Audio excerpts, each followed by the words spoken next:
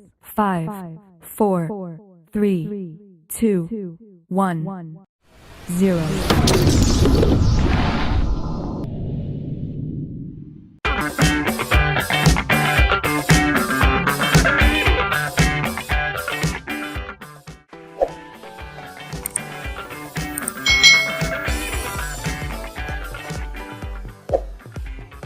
Hai.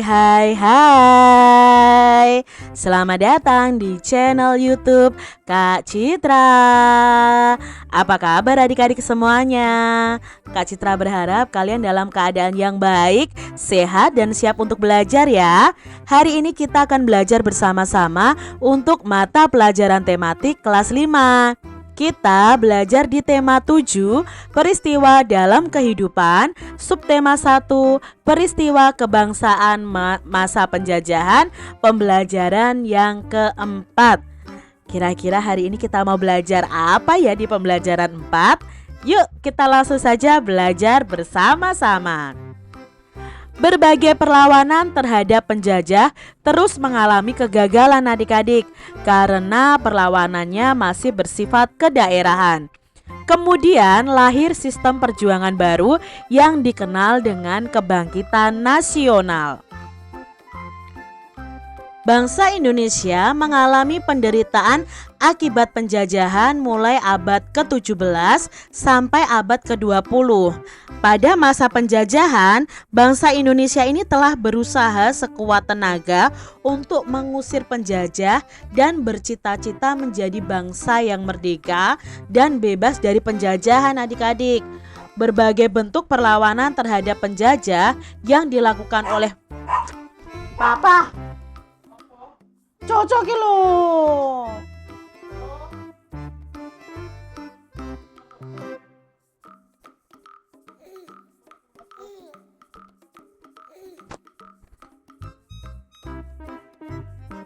Bangsa Indonesia mengalami penderitaan akibat penjajahan mulai awal abad ke-17 sampai abad ke-20 adik-adik.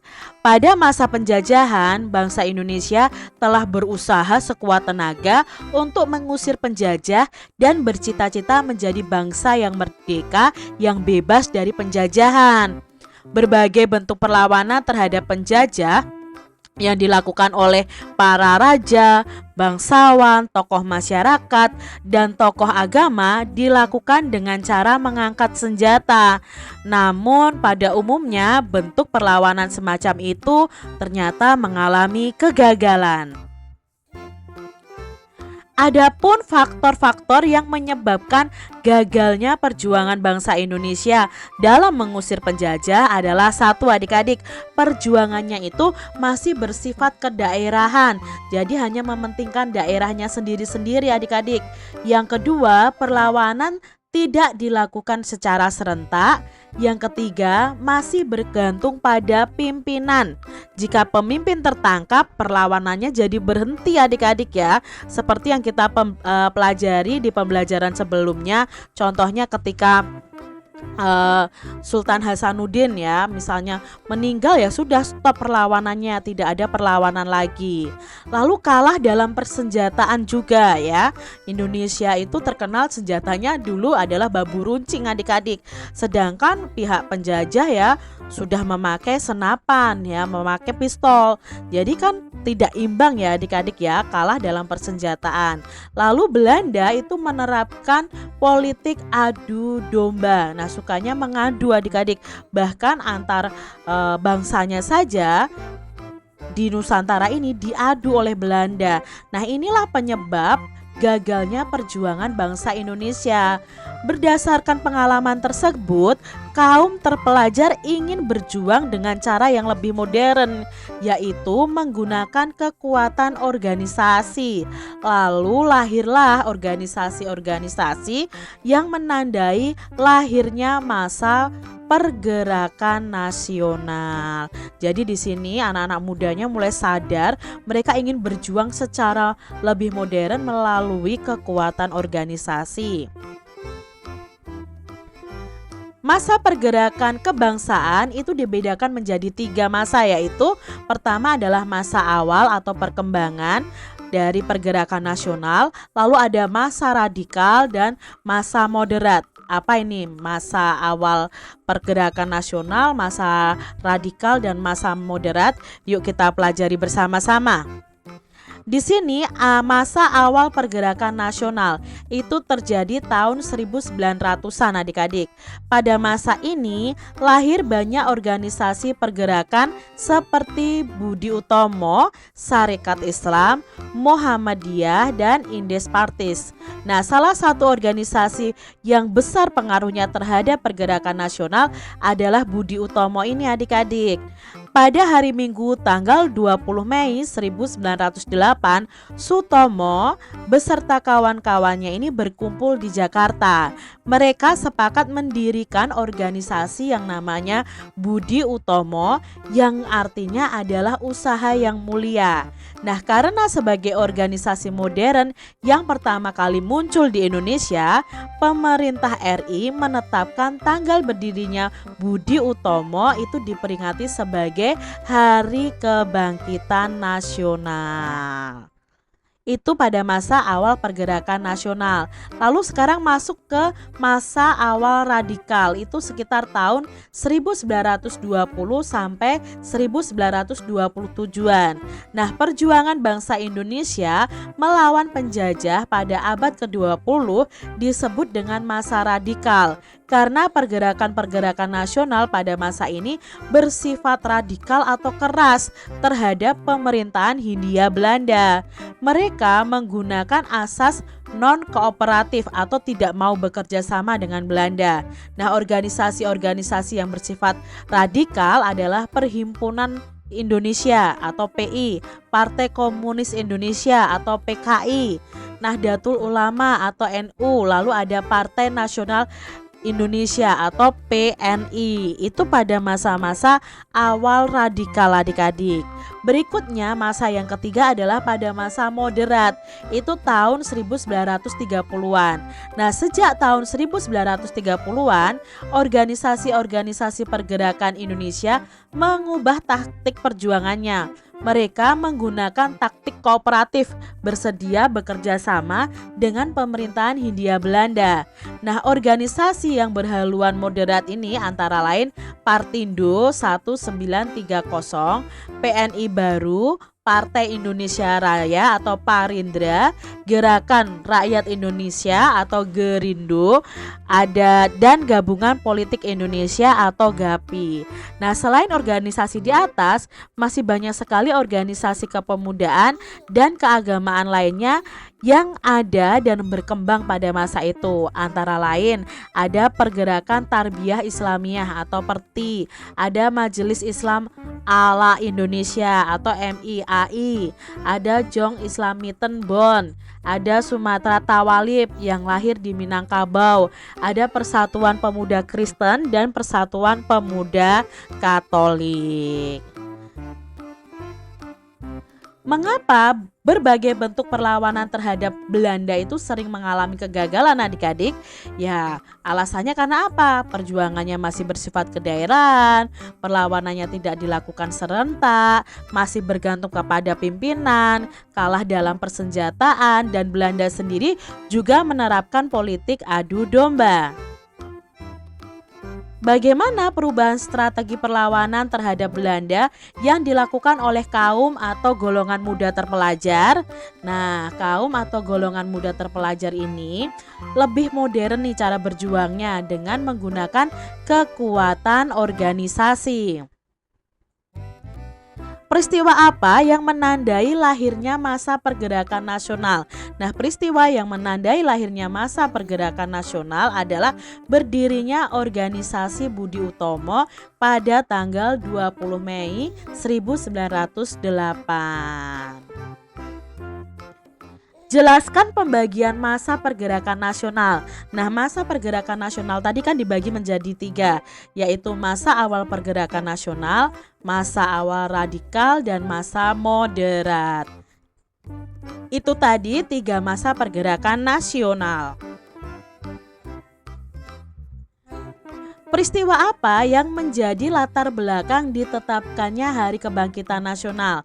Nah, Hari Kebangkitan Nasional tadi kan berhubungan dengan hari berdirinya Budi Utomo ya adik-adik ya. Jadi pemerintah RI menetapkan bahwa tanggal berdirinya Budi Utomo ini diperingati sebagai Hari Kebangkitan Nasional. Adik-adik, kita akan belajar tentang biografi dan kisah perjuangan dari Sutomo nih ya. Dia adalah pendiri dari Budi Utomo tadi. Nah, nama tokohnya Bapak Sutomo ya. Asal tokohnya adalah dari Jawa Timur. Bentuk perjuangan beliau apa? Membentuk organisasi nasional pertama yaitu Budi Utomo. Dampak perjuangannya apa terhadap pergerakan nasional? Nah, pendiri Budi Utomo ini yang melahirkan semangat pergerakan nasional yang nantinya berguna untuk mencapai kemerdekaan Indonesia. Ini sebagian kecil dari biografi dan kisah perjuangan dari Dr. Sutomo. Nah, adik-adik bisa mencari informasi lebih lanjut tentang Pak Sutomo ini. Munculnya rasa kebangsaan Indonesia itu berasal dari keinginan kuat rakyat Indonesia untuk merdeka dan berdaulat adik-adik. Sejak abad ke-19 mulai muncul benih-benih rasa kebangsaan atau nasionalisme bagi bangsa-bangsa di Asia Afrika, khususnya di Indonesia. Banyak faktor yang memicu munculnya rasa kebangsaan di Indonesia. Salah satunya kenangan kejayaan masa lalu. Nah, kenangan kejayaan masa lalu itu khususnya pada kejayaan Kerajaan Majapahit dan Sriwijaya serta kebesaran kerajaan-kerajaan Islam. Pada masa Majapahit, kerajaan itu mampu menguasai seluruh Nusantara. Adapun pada masa Sriwijaya, kerajaannya itu mampu berkuasa di lautan karena pasukan maritimnya sangat kuat. Adik-adik, di sini kita akan belajar faktor-faktor apa sih yang memicu munculnya rasa kebangsaan terhadap Indonesia. Nah, itu ada dua faktor. Faktor dari dalam atau internal dan faktor dari luar atau eksternal. Faktor dari dalam yang memicu munculnya rasa kebangsaan itu adalah kenangan kejayaan masa lalu pada masa kerajaan.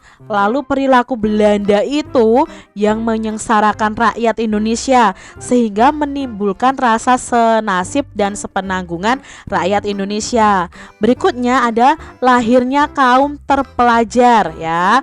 Lalu lahirnya kelompok terpelajar Islam, lahir dan munculnya semangat persamaan derajat pada masyarakat Indonesia. Itu faktor internalnya. Sekarang faktor eksternal atau dari luarnya. Itu pertama adanya perkembangan nasionalisme di berbagai negara seperti India ya, mempengaruhi Indonesia juga nih, supaya Indonesia ini muncul rasa kebangsaannya sehingga ingin merdeka. Lalu adanya politik etis dari Belanda. Berikutnya faktor eksternalnya adalah peristiwa Perang Dunia Pertama, menyadarkan kaum terpelajar mengenai penentuan nasib bangsanya sendiri. Yang keempat, munculnya dorongan untuk melawan penjajah karena perbedaan ideologi. Dan yang kelima, pengaruhnya adalah kemenangan Jepang atas Rusia. Ini faktor-faktor lain yang memicu munculnya rasa kebangsaan rakyat Indonesia pada waktu itu. Perkembangan masyarakat Indonesia pada masa munculnya rasa kebanggaan terjadi di berbagai bidang kehidupan. Di antaranya sebagai berikut adik-adik, ada di bidang ekonomi dan di bidang pendidikan. Apa yang di bidang pendidikan? Nah, perkembangan pendidikan ini menyebabkan munculnya para cendekiawan, baik hasil dari pendidikan barat maupun pendidikan di Indonesia. Para cendekiawan ini menjadi pelopor dan pemimpin munculnya organisasi-organisasi pelajar dan mahasiswa untuk melawan penjajah seperti Dr. Sutomo dan organisasi Budi Utomo. Lalu di bidang ekonomi ada upaya untuk penghapusan eksploitasi ekonomi asing. Tujuannya untuk membentuk masyarakat yang bebas dari kesengsaraan adik-adik dan kemelaratan serta meningkatkan taraf hidup bangsa Indonesia. Selain itu ada di bidang politik, dan bidang sosial budaya. Apa ini pengaruhnya? Banyak atau muncul organisasi-organisasi pergerakan yang menyuarakan aspirasi masyarakat pribumi yang telah hidup dalam penindasan penjajah. Mereka itu ingin menghancurkan kekuasaan kolonial di Indonesia. Mulai muncul paham-paham baru seperti nasionalisme, liberalisme, sosialisme, demokrasi, dan Pancasilais-me. Nah, semangat nasionalisme pada masa ini digunakan sebagai paham atau ideologi bagi organisasi pergerakan. Salah satunya adalah Partai Nasional Indonesia yang diketuai oleh Insinyur Soekarno.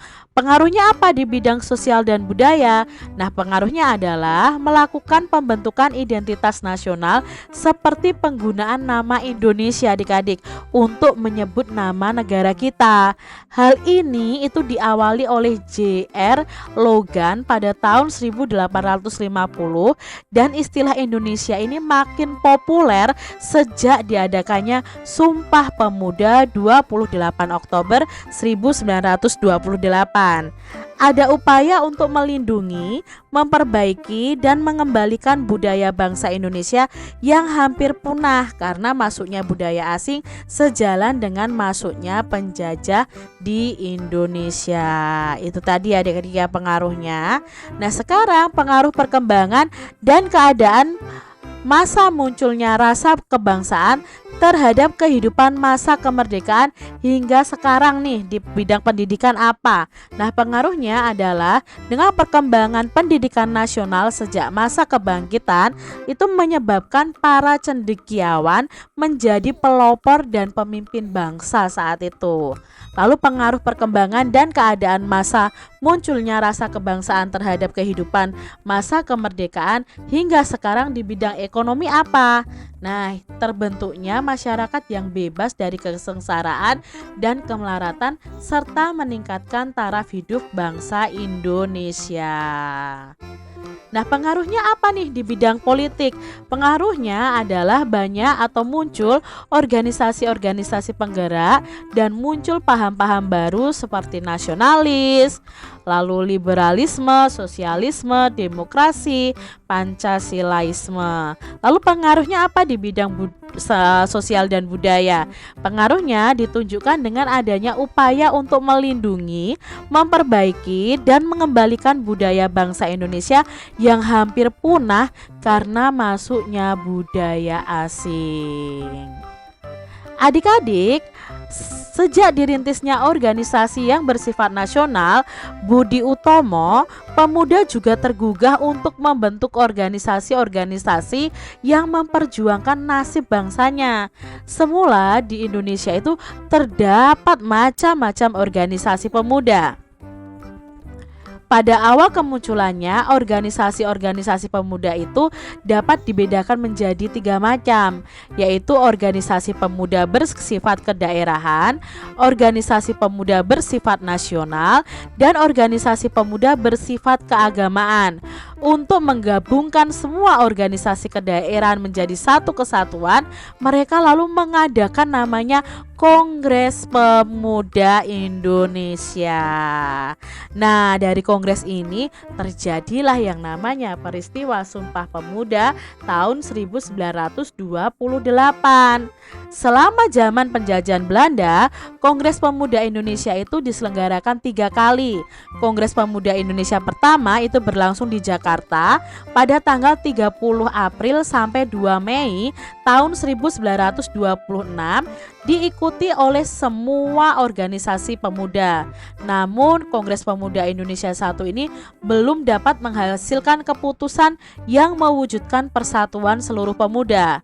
Kongres Pemuda Indonesia I merupakan persiapan untuk kongres berikutnya, yaitu Kongres Pemuda Indonesia II. Nah, Kongres Pemuda Indonesia II itu berlangsung di Jakarta pada tanggal 27 sampai 28 Oktober.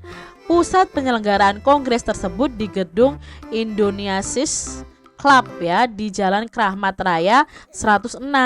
Tetapi keseluruhan sidang diselenggarakan di 3 tempat. Pemuda bekerja keras mempersiapkan segala sesuatu yang diperlukan termasuk menyusun panitia kongres. Pada malam penutupan tanggal 28 Oktober, Kongres Pemuda Indonesia II mengambil keputusan sebagai berikut. Yang pertama, menerima lagu Indonesia Raya ciptaan W.R. Supratman itu sebagai lagu kebangsaan Indonesia. Yang kedua, menerima Sang Merah Putih sebagai bendera Indonesia. Yang ketiga, semua organisasi pemuda dilebur menjadi satu dengan nama Indonesia Muda. Nah, berikutnya diikrarkannya Sumpah Pemuda oleh semua wakil pemuda yang hadir.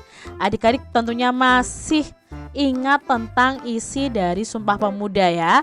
Yang pertama, kami putra dan putri Indonesia mengaku bertumpah darah yang satu, tanah air Indonesia. Yang kedua, kami putra dan putri Indonesia mengakui berbangsa satu, yaitu bangsa Indonesia. Dan yang terakhir, kami putra dan putri Indonesia menjunjung bahasa persatuan, yaitu bahasa Indonesia.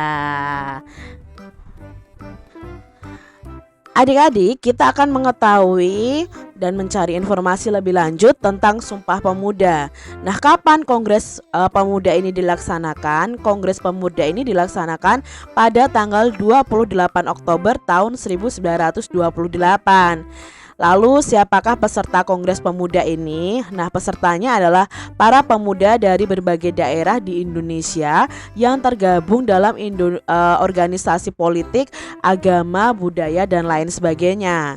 Di manakah Kongres Pemuda ini dilaksanakan? Nah, Kongres Pemuda II ini berlangsung di Jakarta pada tanggal 27 sampai 28 Oktober 1928. Pusat penyelenggaraan kongres tersebut itu di gedung Indonesiasis Club di Jalan Kramat Raya nomor 106.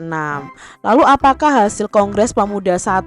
Nah, kalau Kongres Pemuda I Indonesia itu persiapan menuju ke Kongres Pemuda II.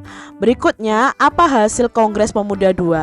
Nah, di Kongres Pemuda II ini dihasilkan kesepakatan ini nih adik-adik, menerima lagu Indonesia Raya ciptaan Bapak W.R. Supratman itu sebagai lagu kebangsaan Indonesia, lalu menerima Sang Merah Putih sebagai bendera Indonesia, lalu semua organisasi pemuda itu dilebur menjadi satu dengan nama Indonesia Muda dan diikrarkannya Sumpah Pemuda. Apa isi ikrar Sumpah Pemuda? Nah, isi ikrar Sumpah Pemuda adalah kami putra dan putri Indonesia mengaku bertumpah darah yang satu, tanah air Indonesia. Kami putra-putri Indonesia mengaku berbangsa yang satu, bangsa Indonesia, dan kami putra dan putri Indonesia menjunjung bahasa persatuan, yaitu bahasa Indonesia.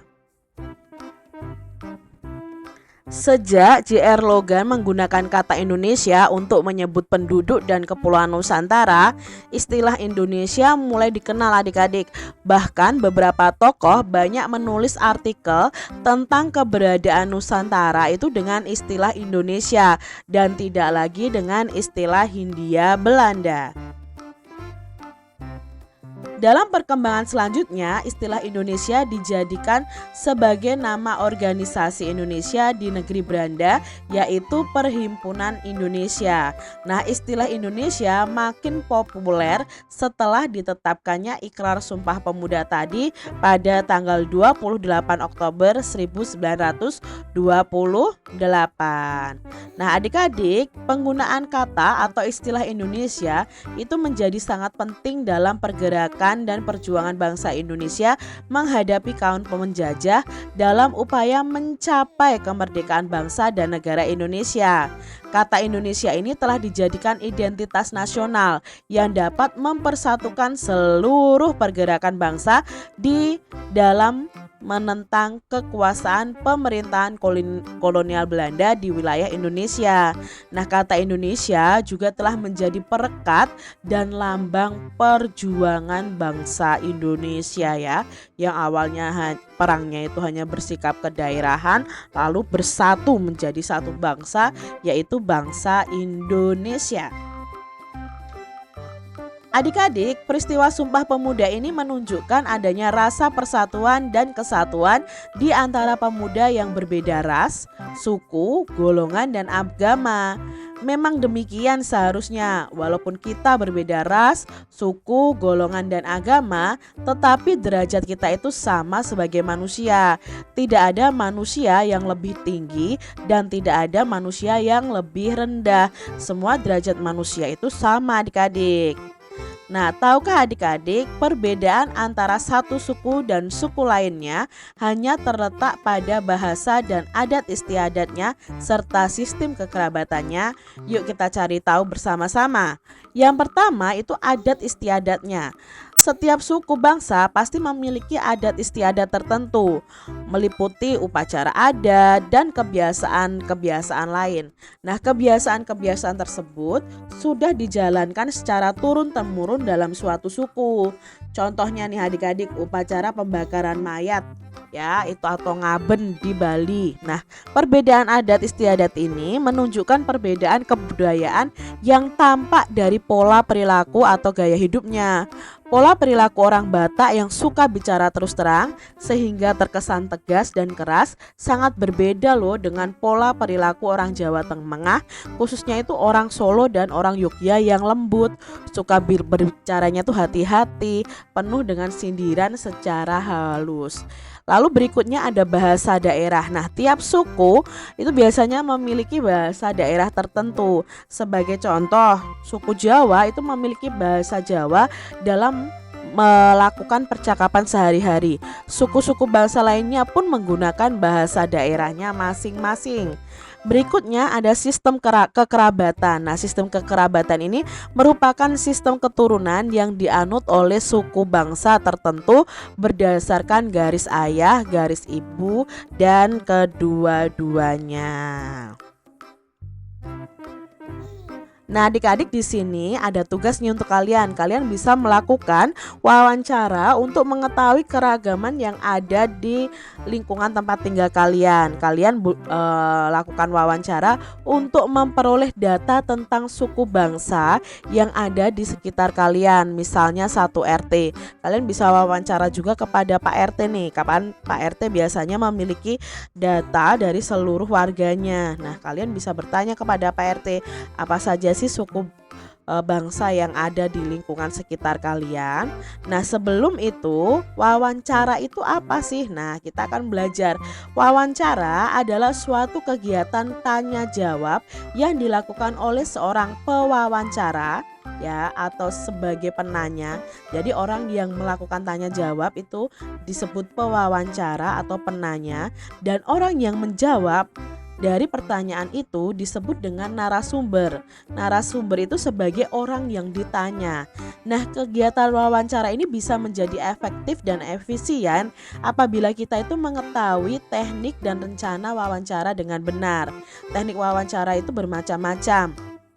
Jika kita melakukan wawancara terhadap seseorang, kita dapat memakai teknik individual atau perorangan. Nah, kegiatan wawancara ini bisa sedikit berbeda tergantung pada orang, tempat, waktu, dan hal yang dibicarakan. Nah, apa itu narasumber? Narasumber adalah orang yang memberi mengetahui secara jelas tentang sebuah informasi atau sebagai sumber informasi. Nah, salah satu tujuan wawancara adalah sebagai bahan informasi, misalnya yang berkaitan dengan masalah sosial, politik, ekonomi, dan lain-lain. Lalu bagaimana ya langkah-langkah wawancara? Nah, langkah-langkah wawancara, pertama tentukan dulu topik wawancaranya adik-adik. Yang kedua, buat daftar pertanyaan. Pertanyaan yang akan diajukan itu harus terarah dan memenuhi sasaran. Yang ketiga, cari narasumber yang tepat. Artinya narasumber tersebut harus benar-benar mengerti tentang informasi yang ingin kita ketahui, sehingga informasi yang kita peroleh itu juga tepat. Misalnya kalau ingin mengetahui harga-harga sembako, maka ya narasumbernya adalah pedagang sembako di pasar, misalnya seperti itu. Lalu langkah berikutnya adalah mempelajari kepribadian narasumber. Bagaimana sih wataknya, bagaimana sifatnya. Setelah itu, apabila belum saling mengenal, kalian harus saling memperkenalkan diri kepada narasumbernya ya. Jadi kalian harus memperkenalkan diri. Mengajukan pertanyaannya itu yang sudah kalian susun ya harus dengan jelas dan sopan. Jangan seenaknya sendiri di depan narasumber. Yang ketujuh, jangan mengajukan pertanyaan yang dapat menyinggung perasaan narasumber. Ini tidak boleh dilakukan adik-adik. Setelah itu, ketika narasumbernya menjawab, kalian mencatat jawaban yang disampaikan oleh narasumber. Inti-intinya apa ya? Jangan sampai ada yang terlewat. Nah, apabila wawancaranya sudah selesai, jangan lupa kalian mengucapkan terima kasih. Itu tadi adik-adik ya, langkah-langkah dalam wawancara. Wah, hari ini ilmu yang kita dapat banyak sekali ya. Semoga adik-adik tidak bosan untuk mendengarkannya, karena memang ilmu ini untuk kita semuanya. Terima kasih sudah menyaksikan video dari Kak Citra, dan sampai jumpa lagi di video pembelajaran Kak Citra selanjutnya. Tuhan memberkati. Jangan lupa tekan tombol subscribe, lalu tekan loncengnya, tekan juga tombol like, lalu share ke media sosial kalian. Jangan lupa untuk ikuti media sosial Kak Citra. Terima kasih.